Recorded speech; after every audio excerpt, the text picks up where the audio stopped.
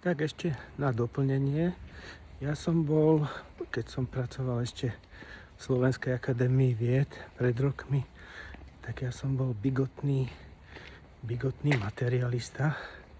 Vtedy to bol v podstate ústav marxizmu, leninizmu, viac menej. Sme tam práve rozoberali týchto klasikov marxizmu, Engelsa, Marxa a tak.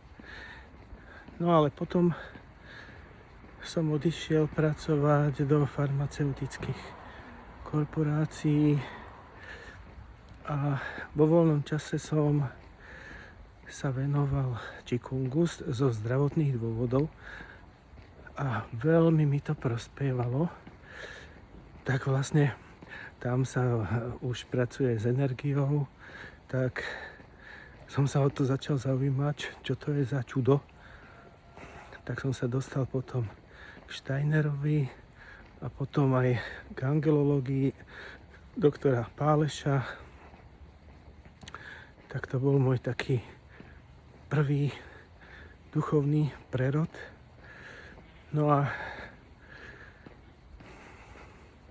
pretože vždy ma zaujímala príroda a proste nechápal som, jak je to možné, lebo tá príroda to je akože na pohľad veľmi krásne. Hej, aj teraz tie jesenné farby, všetko, zvieratka sú veľmi krásne. Len má to háčik. Proste oni sa musia požierať navzájom, aby mohli žiť.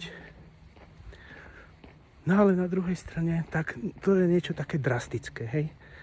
No ale na druhej strane tu máme zase proste veriacich ľudí, katolícku cirkev, alebo ja neviem, tých cirkví je viacej, kde sú krásne, vznešené, kde sa rozpráva o hodnotách, o láske a tak.